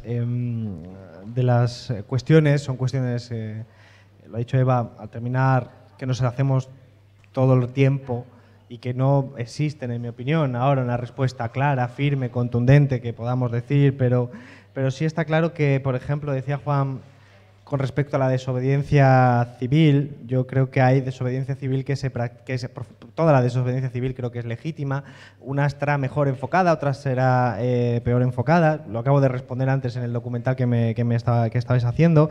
¿El objetivo cuál tiene que ser? El objetivo tiene que ser sumar, como instrumento aritmético me estoy refiriendo aquí, sumar porque lo que es ensanchar la base social de lo que ahora mismo, bueno, pues al final son acciones políticas y dentro de una democracia se juega con las mayorías y por lo tanto debemos ser capaces de sumar en ese sentido. Ahora, claro, este es el gran dilema o discusión interminable sobre cuál es el sujeto político o el sujeto histórico, porque venimos de unas tradiciones políticas que siempre trabajaron con la idea de que existía un sujeto histórico dentro de un planteamiento, concretamente el de Marx, que introducía dentro de una visión teleológica de la historia una función que cubría con una clase social que él interpretaba que era la clase trabajadora. Y la pregunta siempre ha estado muy vinculada a, bueno, con los cambios de transformación económica y política, ¿qué sustituye al viejo proletariado? Y eso es un debate enorme, muchas veces mucho más confuso que aclaratorio, pero la clave está, en mi opinión, en cómo somos capaces de evitar, en la medida de lo posible, debates intelectuales que son necesarios, pero que muchas veces nos separan mucho más de lo que nos une. Y, por ejemplo, Héctor hacía un artículo con Emilio, que publicaban en El País, que hablaban de la necesidad de superar por encima ese debate, hablando de grandes coaliciones en lo concreto. Y yo os planteo, por ejemplo, aprovechando y haciendo un uso claramente ventajista de este momento, la campaña que nosotros hicimos sobre la carne puede ser vista como una experiencia muy concreta que permitió articular una gran coalición que iba desde comunistas retrógrados hasta veganos, animalistas, sociedad civil, y un conjunto muy disperso, muy heterogéneo, que nos permitió centrarnos en un problema que abrió una grieta, no porque fuéramos originales, sino porque introdujo en el foro público una cuestión que la inmensa mayoría de la población no conocía. Y previamente a esa discusión, sobre todo a la segunda de la macrogranja, nadie sabía lo que era una macrogranja, y hoy en España creo que poca gente no sabe lo que es una macrogranja. Y nos ha permitido introducir debates que han permitido construir sobre esa contradicción. Pero ha sido sobre un ejercicio práctico y concreto, que yo creo que, bueno, Héctor está aquí, puede corregirme, es un poco la idea que subyacía a trabajemos en lo concreto. No ha sido después de una asamblea donde hemos puesto un folio en blanco y hemos dicho hagamos un comunicado a ver toda esta dispersión de gente en qué estamos concretamente de acuerdo. Eso iba a ser muy, muy difícil, pero en cambio en torno a la acción concreta permitía trabajar sobre eso. ¿Cuál es el mayor riesgo que yo veo, honestamente, y lo planteo así, en estas transformaciones que estamos viviendo?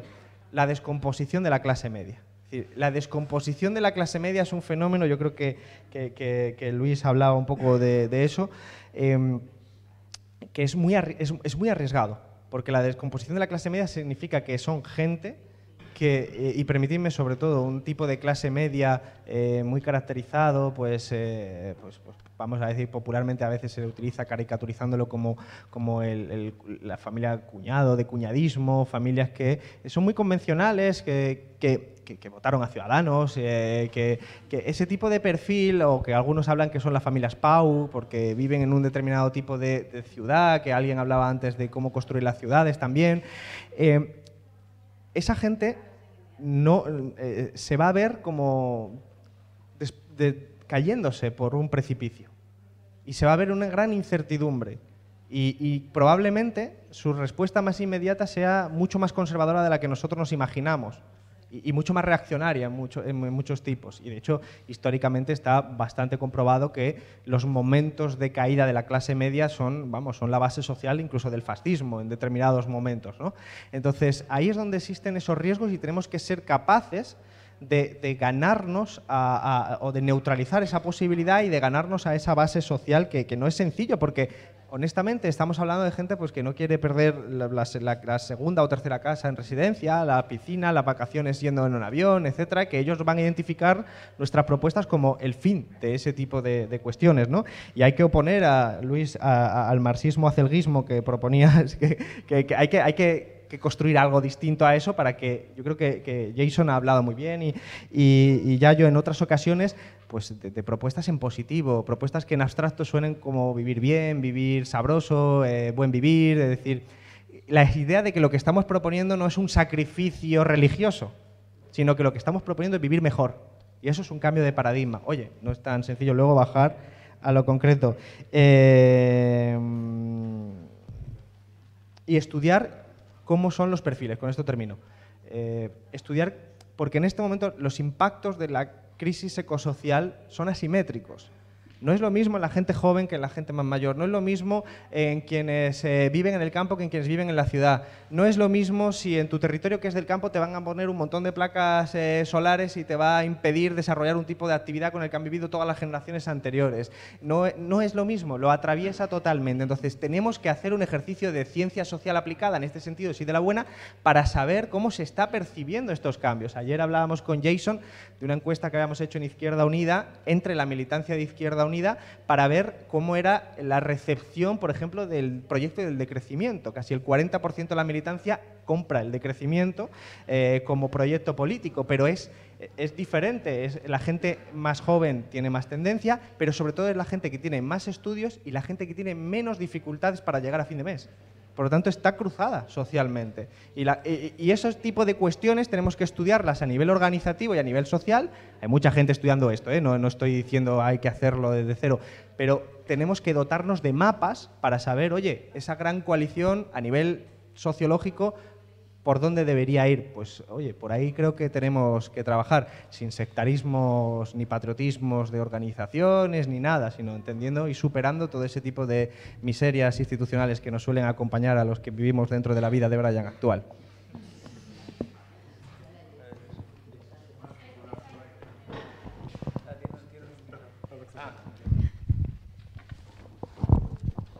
Okay, thanks. I really enjoyed all of the questions and the comments and input. So I don't know if I have too much more to add, but let me try to add a few things that might be useful here. And, I think the word for to add is sumar, right? In Español. Just checking. So to the question of positive social tipping points and like how do we build these movements, how do we build coalitions, et cetera, et cetera. I'm going to start sounding like a broken record here because over the past few months I've been saying this everywhere I possibly can, and so forgive me if you heard it before. But I really think that essential. Okay, so like one of the main crises. Una de las principales crisis en las que la gente se está concentrando en cuanto al discurso del medio es la crisis climática y sobre todo se ven los movimientos activistas ecologistas estos días. Pero la verdad es que estamos engañándonos a nosotros mismos si creemos que el movimiento medioambientalista puede centrarse en este problema solos. Nos estamos engañando si pensamos que se va a crear, que no hace falta una alianza. Y la alianza crítica que creo que necesitamos, una de las más urgentes, es la de los movimientos medioambientales con las formaciones de clase trabajadora. Y el motivo por el que creo que es importante es porque aunque los movimientos medioambientalistas como Fridays for Future pueden con éxito organizar manifestaciones, bloquear puentes, en algunos casos no tienen el poder de la huelga. Y la huelga es un instrumento que ha sido utilizado con muchísimo éxito en las últimas generaciones para poder luchar por algunos de los derechos más importantes que ha logrado nuestro movimiento. Entonces, la pregunta es, ¿por qué nuestros sindicatos y otros movimientos políticos de la clase trabajadora no están en sintonía con las peticiones de los movimientos medioambientalistas? Pues porque piensan que son una política del menos. ¿Cómo van a conectar con la gente que está luchando para conseguir llegar a fin de mes? Las personas que no tienen suficiente cuando hablamos de los bienes principales, como son la educación, comida sana, transporte, energía incluso. Entonces es esencial para el movimiento medioambientalista que empecemos a utilizar peticiones básicas que hablan directamente a las preocupaciones diarias de las clases obreras, de las clases trabajadoras. Y por eso es crítico, es importantísimo que se empiece a establecer unas bases de políticas sociales en el decrecimiento que podrían acabar con la inseguridad económica. Y eso no es difícil de hacer. Nuestra economía ya produce muchísimo más de lo necesario para cubrir las necesidades básicas a buen nivel. Lo que pasa es que producimos lo incorrecto. Por ejemplo, en vez de transporte público, jeeps. Comida barata en vez de comida sana.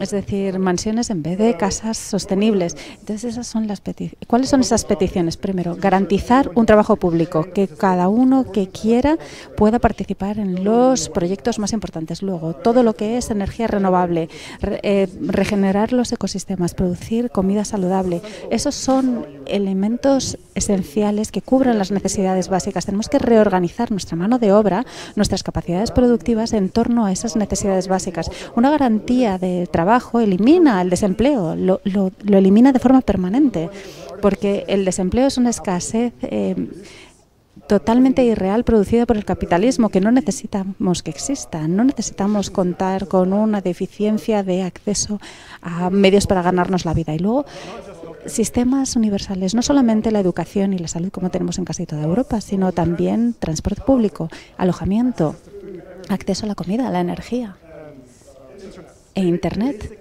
Cosas básicas que necesitamos para el día a día.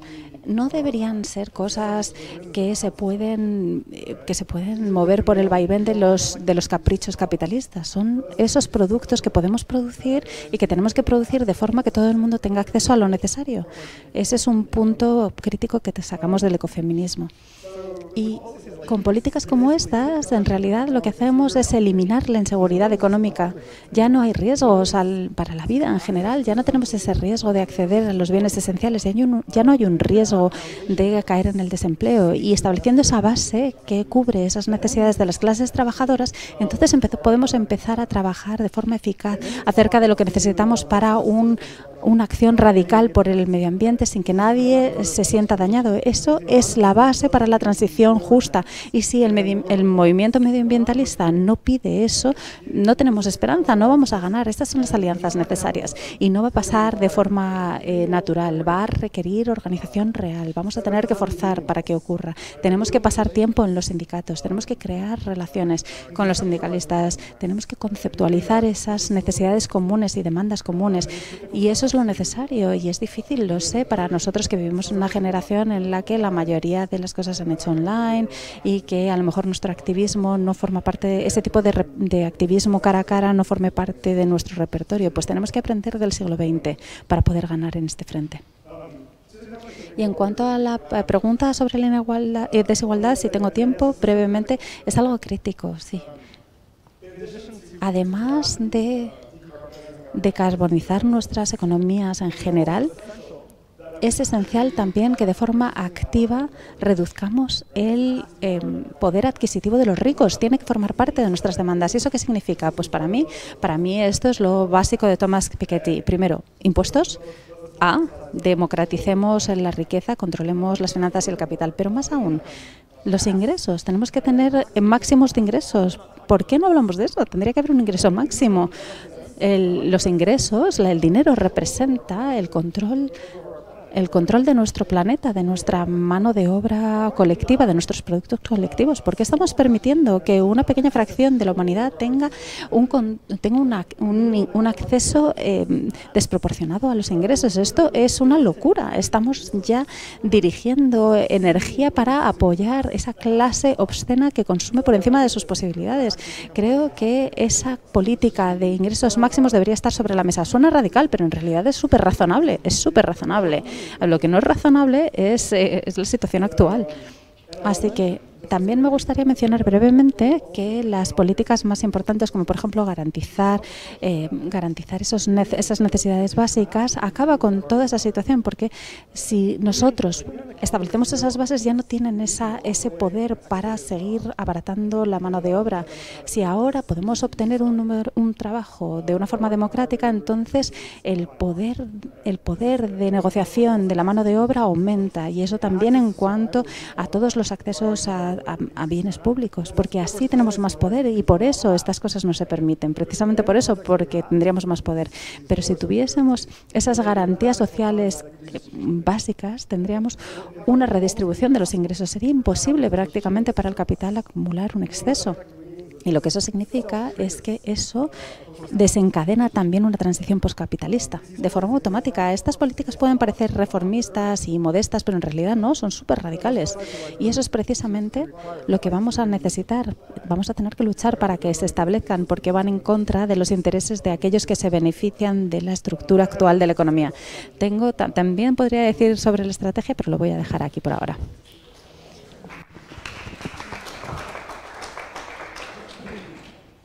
Bueno, algún comentario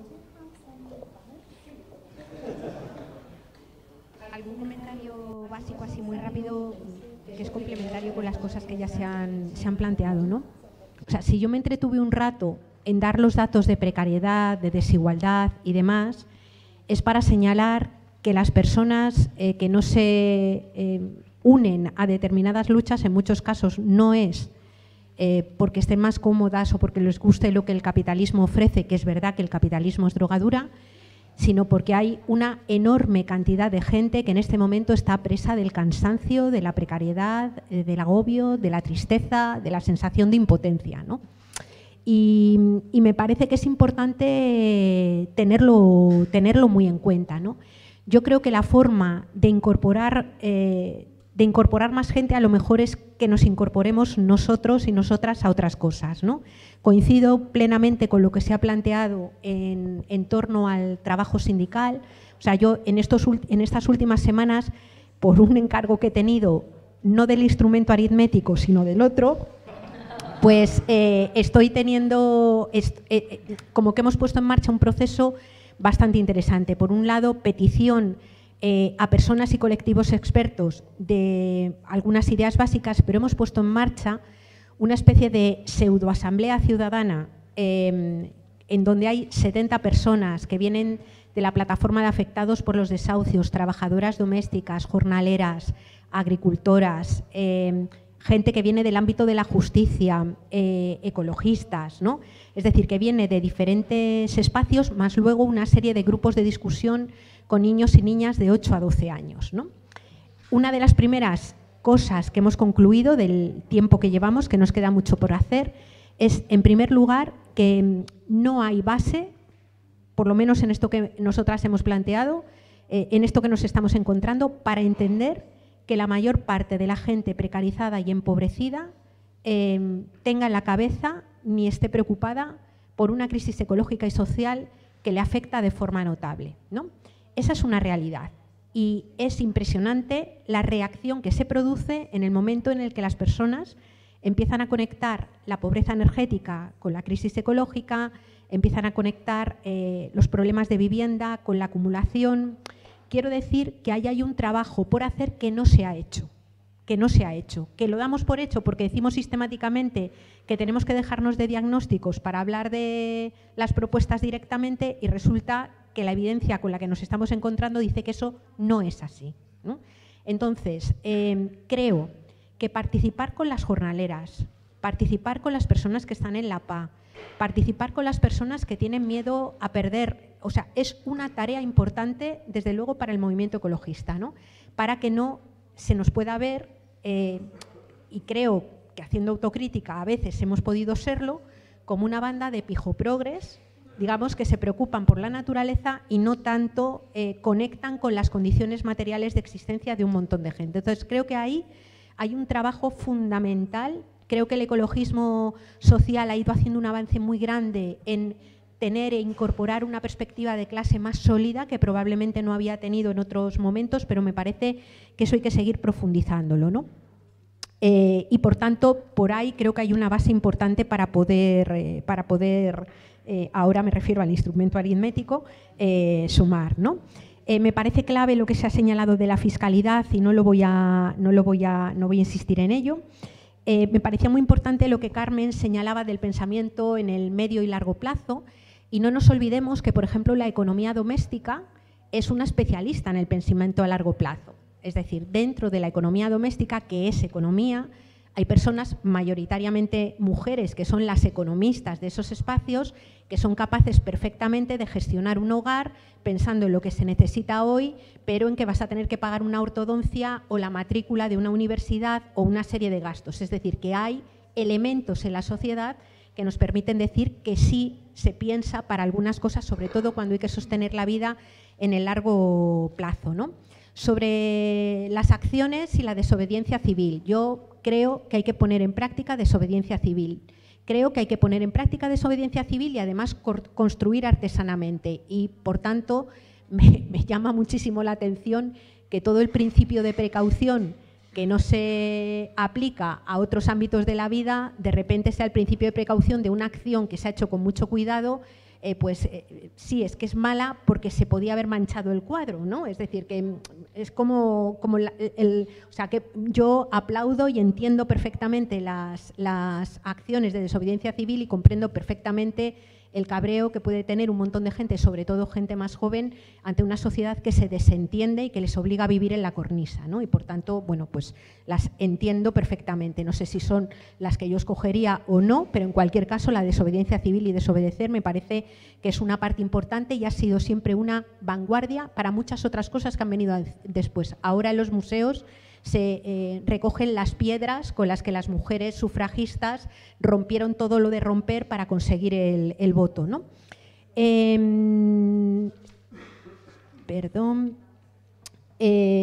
Bueno, con respecto a lo positivo, ¿no? Y aquí a lo mejor voy a meter algún elemento un poco... Yo estoy totalmente de acuerdo que la propuesta tiene que ser una propuesta en positivo, ¿no? Y es, de hecho, una propuesta en positivo. Después del panorama que hemos hecho de descripción de la precariedad, es obvio que hay mucha gente a la que si se plantea un plan de protección social en la línea de lo que planteaba Jason, mucha gente va a ganar. Es decir, porque es que lo que tenemos ahora mismo para un montón de gente es tremendamente doloroso e injusto. En el momento en el que tú plantees que unas condiciones básicas de existencia tienen que estar cubiertas, y tendríamos que pensar, por ejemplo, cómo nuestra Constitución deja de considerar el derecho a la vivienda como un principio orientador y pasa a considerarlo como un principio que esté legislado, ¿no? Son muchas las personas que tienen que ganar. Ahora bien, yo quería plantear alguna cosa que puede ser como más polémica. Yo abomino y me pone cada vez más nerviosa los discursos naif de vamos a hacer propuestas ilusionantes que generen un buen rollo de la pera y que no miren cara a cara la realidad que tenemos. O sea, me pone cada vez más enferma, ¿no? Y voy a poner un ejemplo que quizás es un poco tonto, pero si a cualquiera de nosotros ahora mismo nos dicen si nos queremos dar 3 sesiones de quimioterapia, vamos a decir que no nos mola ni una cala. Si tú eres consciente de que estás enferma y gravemente enferma, a lo mejor las sesiones de quimioterapia las abordas de otra manera totalmente distinta. Es decir, si no somos conscientes colectivamente de lo que nos estamos jugando, hay muchas de las propuestas que hacemos que no son deseables. Si somos conscientes, es posible que sí que lo sean. Y eso es lo que creo que tenemos que pensar cómo trabajar, ¿no? A mí me preocupa enormemente, y aprovecho a decirlo aquí, me preocupa enormemente cómo la política, y me refiero a la política institucional, y sobre todo la llegada a la política, a veces se centra, en mi opinión, en una disputa fundamentalmente mediática y comunicativa. Es decir, creo que hay un reduccionismo de la política a la comunicación en este momento. Y creo que la política necesita comunicación y hay que disputar, desde luego, esa comunicación, pero creo, y quizás porque ya voy teniendo una edad, que necesita organización por abajo. Necesita mucha organización. Y creo que esa parte falta. Falta y es más, cuando ha habido posibilidades de organizar, se han dado dinámicas que han desmantelado básicamente la organización, ¿no? Y lo digo yo, que estoy en los movimientos sociales, que tampoco tenemos capacidad de organizar, siendo totalmente sinceras, ¿no? Pero creo que en lo uno y lo otro, desde los movimientos sociales y desde lo político, es necesario, digamos, esa capacidad de aterrizaje. Yo lo que he vivido últimamente, solamente cuando se consiguió llegar las cosas casi plaza a plaza y pueblo a pueblo, se consiguió ganar incluso en la institución. Luego viene el segundo problema, que es mantenerse. Yo he tenido hace poco un encuentro con el Frente Amplio, el sector del Frente Amplio de Uruguay más próximo a Mújica, y están con los mismos debates que tenemos aquí. Decían, ¿cómo enamora ahora la izquierda? ¿No? ¿Qué tenemos para enamorar? ¿No? Y el planteamiento que hacían era que el error cometido es que se ha pretendido enamorar con las mismas cosas que podría ofrecer la derecha, pero un poco más verdecillas, un poco más rositas y un poco más violetas, ¿no? Y la reflexión que están haciendo es cómo poder generar un movimiento que probablemente vaya a llevar también más tiempo, y hay que combinar el cómo llegar a la institución, que yo creo que hay que llegar a la institución y desde luego no da igual quién esté, con un movimiento que por abajo tenga una perspectiva un poco más de largo plazo, ¿no?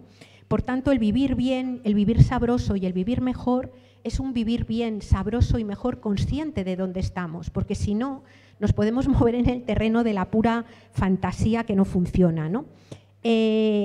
En ese sentido es en el que yo digo que hay que hablar de la necesaria contracción material de la economía. En las entrevistas que estoy teniendo para lo que no es el instrumento aritmético, decía personas de sindicatos, fundamentalmente de UGT y de comisiones con las que me he reunido, decían, claro, hay una política concreta, por ejemplo, para el desmantelamiento de infraestructuras, aunque esté muy retrasada, digamos el cierre de las centrales nucleares, y eso permite organizarse y poner cabeza para ver cómo se va a hacer eso.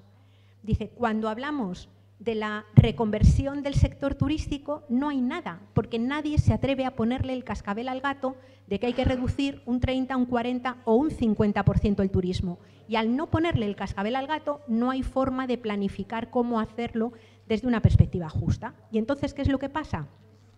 Que yo vengo ahora de Baleares y me he reunido con un montón de gente, que los empresarios del turismo, los trabajadores del turismo saben perfectamente que el turismo tiene los días contados. Pero lo que están haciendo es política de, para lo que queda en el convento me cago dentro, y a saco con ello, conscientes y desesperanzados de que vaya a haber ningún tipo de solución, ¿no? Ellos saben que va a decrecer por las buenas o por las malas. Y al saber que va a decrecer por las buenas o por las malas, lo que surgen son las dinámicas de, bueno, pues imposibilidad de abordarlo de una forma colectiva. Creo que eso es muy, muy importante plantearlo, ¿no? El reparto y la redistribución tiene que ser reivindicado y no confundido con el racionamiento. Claro, cuando Pedro Sánchez decía el otro día, en España no va a haber racionamiento, dices, coño, y a la gente que le quitan y le cortan la luz, ¿no le están ya racionando la energía?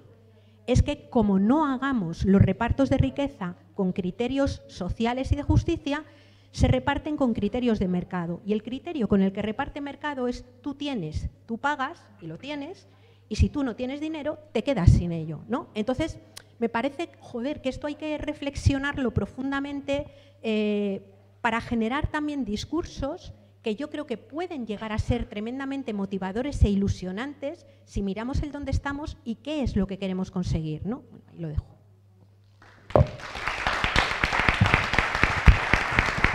Bueno, muchísimas gracias a las tres, muchísimas gracias a quienes habéis venido. Ha sido un placer contar con vosotras. Creo que un granito de arena más, vamos sumando poco a poco. Agradecer también a las compañeras de interpretación, que las tenemos ahí al fondo haciendo un magnífico trabajo. Muchísimas gracias. Y a las compañeras y compañeros que han organizado un poco la sala y el evento. Y, por supuesto, a las gentes de ECO que nos han acogido una vez más. Nos seguimos encontrando en las luchas y en las reflexiones. Muchísimas gracias.